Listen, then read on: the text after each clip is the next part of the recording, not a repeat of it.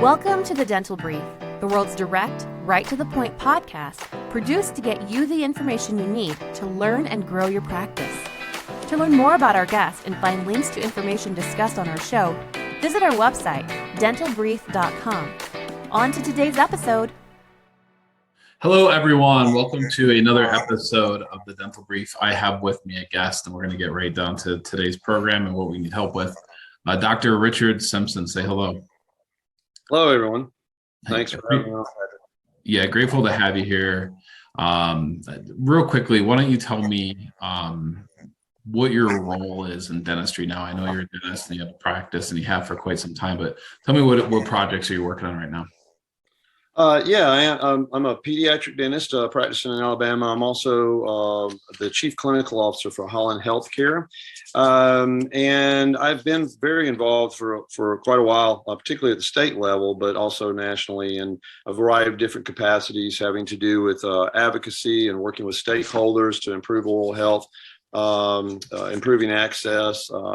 I'm a former or immediate past chair of the Oral Health Coalition of Alabama.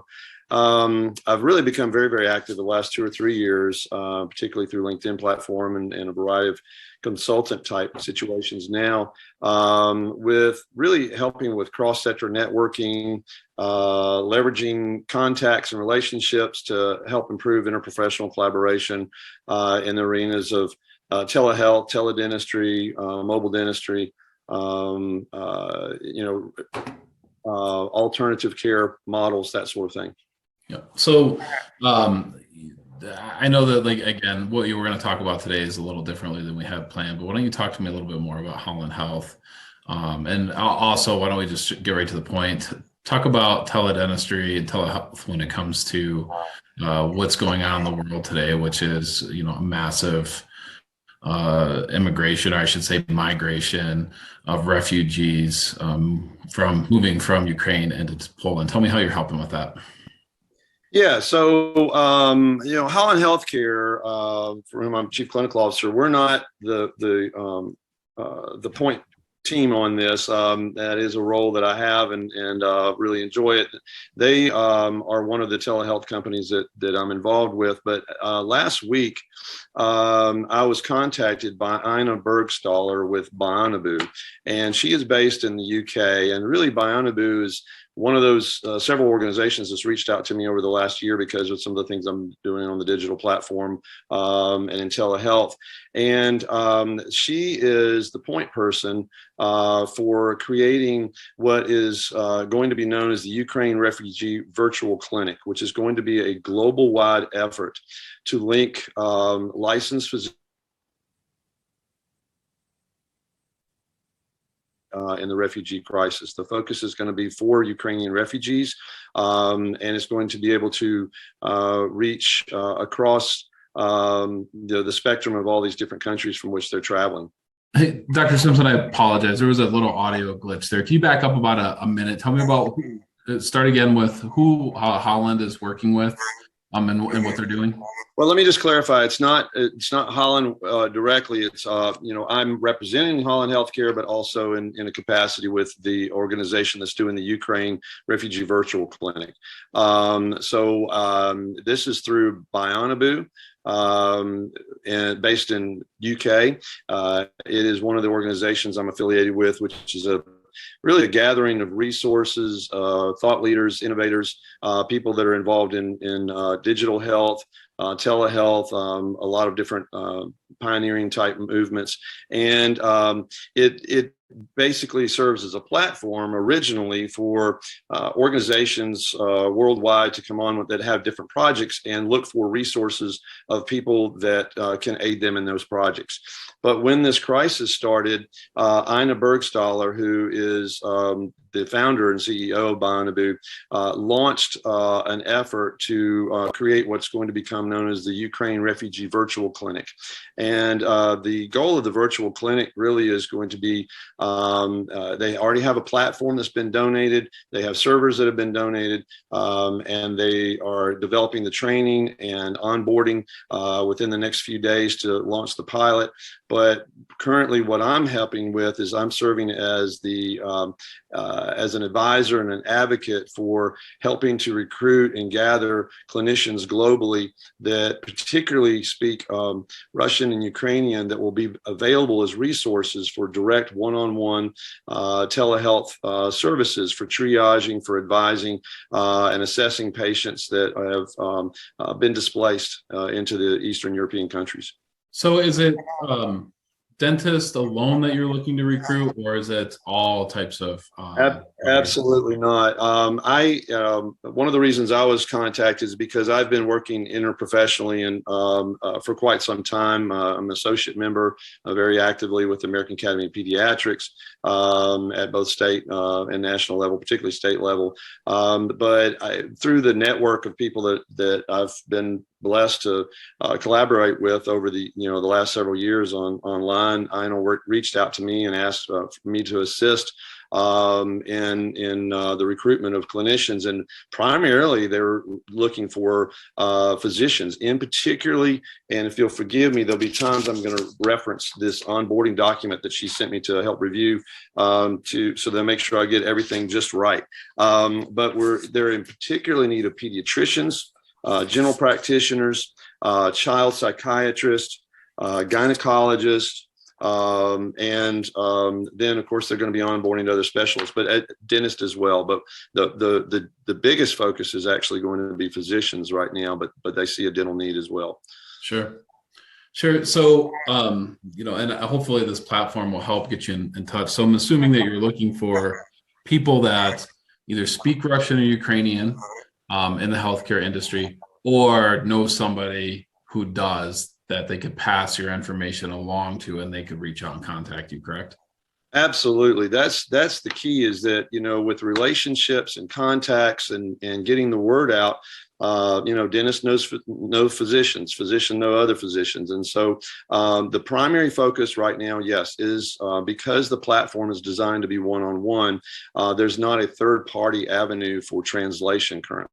So the biggest focus is Ukrainian, Russian-speaking licensed physicians and dentists that are willing to fill out the information, to be a resource, to be a contact. There'll be guidance and training. And just as an example of how things can happen very quickly, I just finished attending the National Mobile and TeleDentistry conference nationally in Las Vegas. And the founders asked me, Melissa and Sonia, asked me to get on when I was on stage presenting on something else, to mention what was happening, because this has all been happening very, very rapidly. And so I gave them just a general summary of what that was. And when within 5 minutes, I had a academician who had a student who is now a dentist that spoke Ukrainian. I had another hygienist who works for a Ukrainian speaking dentist. And then I had someone come up to me from New York that has an entire network of physicians in New York that speak Ukrainian and Russian. So it happens very quickly. I've reached out to the American Academy of Pediatric contacts, and they are already working with a director of global and child health and I've connected them with Beyond. So the biggest thing that I'm doing right now is facilitating the connecting of potential providers that can join this network, getting the word out, having them to be able to have a resource to connect, and get them teamed up with Beyond, and then they can proceed from there. Yeah, makes a lot of sense. And I think it's noble what you're doing. I appreciate you helping out. So how does someone get in touch with you?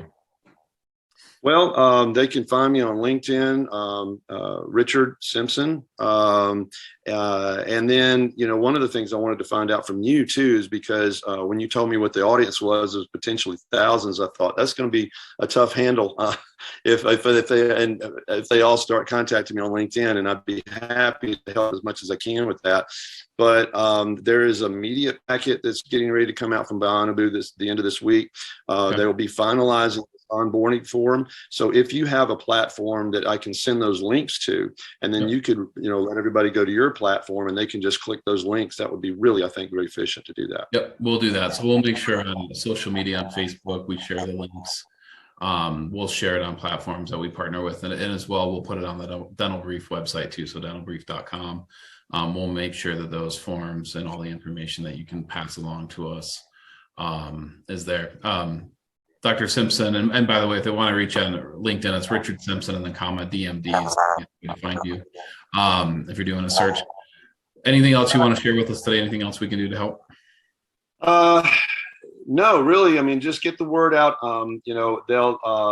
There are posts available, from Bionabu. Also, I've shared those posts through my LinkedIn page. I'll have one of those posts featured. But if they can go to your site, get these links. Things have just been happening, and I wish I could give you more detailed information, but it's been happening so rapidly. We've gone from the idea to, Vila Sastry with TeleDentistry.com donating the platform that has then been converted to be able to handle both medical and dental, onboarding training from Singapore, putting together the core team. It's just been happening extremely rapidly, and the interest obviously is exceptional because this crisis is. We've gone from a couple of 100,000 to over 1 million refugees now. It's expected to exceed 5 million. They're collaborating also with Doctors Without Borders. There'll be other resources. But there's lots of questions that clinicians have about this is, how am I seeing the patients? How do I connect with the patients?